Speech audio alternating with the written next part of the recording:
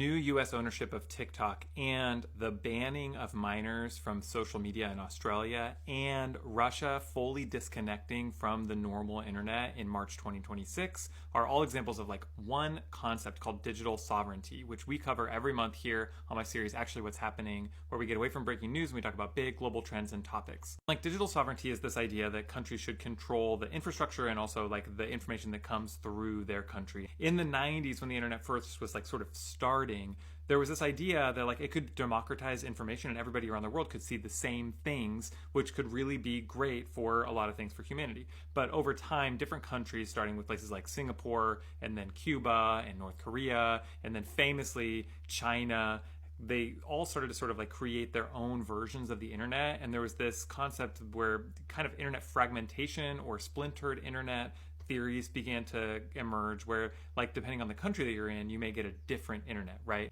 And moving the ownership of TikTok into American ownership hands is a good example of the way that that's sort of happening in practice now, because technically what we're seeing here in the US shouldn't be different than what other countries are seeing. But the whole reason that it happened is because the US is accusing China of controlling what Americans are seeing and also controlling what other people in other countries are seeing. So rather than being like the Great Firewall, where like in China you can't use any meta apps, for example, and you also can't talk about like Tiananmen Square, for example. Now what we're kind of seeing is more like there's a shifting algorithmic back-end change potentially happening, so that there's like a control of the types of information that are being fed to people on a proportional basis a little bit, right? This fragmentation is happening globally in a lot of different ways. And like a few years ago, Canada passed a law that made it so that social media companies, if you're linking to a journalism site, social media companies have to pay that journalistic entity some sort of like kickback, because ultimately like the social media company didn't create that information and they wanted to preserve like journalism in Canada. And when they did that, Meta basically just said, okay, well then in Canada on Facebook we can't share news links. No news links are allowed to be shared on Facebook in Canada, because they just don't want to deal with having to pay those extra fees over to the journalistic institutions. And maybe that's why Canada has turned out better than everybody else at the minute. That sort of allowed Meta to get around that for now, but now other countries are thinking about following suit. Australia is considering a similar law as well. And as that happens, as every country gets different rules, it makes it harder and harder for the tech companies that are based here in the US, these like hyper gigantic tech companies, to be able to compete on the global market, because their business model is not set up for them to have 180 different rule sets for every single country and follow all those different regulations, right? So they really do not want new regulations to be in place country by country, or even trade block like the EU is like of many countries at once, right? But the EU is really interested in asserting its digital sovereignty and authority over its member states and over the US, to the point where in December there was a big like row between the EU and the US, because the US was saying like, you're putting so many regulations in place that it's acting like a digital tariff against US companies, because those US tech companies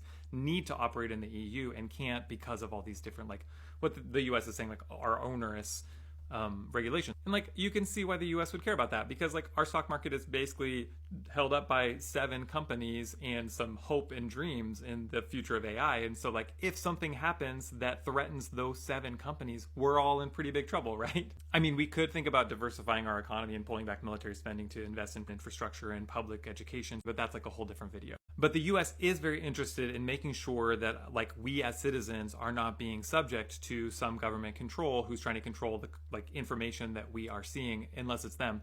And so China had to sell this app's ownership over to the US. And I think it's worth noting that other countries agree with this, right? Like India has banned TikTok. For many years, Russia has been slowly constricting the types of internet services that are available. So they haven't had like YouTube for a super long time. They got mad at YouTube back when like Navalny was posting exposés on like Vladimir Putin's crazy wealth and stuff. And so over the years, they have been constricting their internet usage. But Russia has some new laws that look like they're going to be taking effect in March of 2026 that will allow them to scale that up in a significant way and really significantly control exactly what kinds of information gets into the country, and really control, it seems like, what each individual is even able to see. And so one story I saw last month is this story about Egypt launching a satellite into space in December On the one hand, this is Egypt showing its digital sovereignty, because what they're saying is we can both develop all the technology and also launch this into space, but also we are partnering not with the US, which we typically do for this type of thing, which would be categorized as like a military exercise, but we're partnering with China for things that we can't provide ourselves. So they're shifting away from American hegemony. They're moving over to China, but they are saying we control all of the data that's coming to us directly because we've developed it ourselves.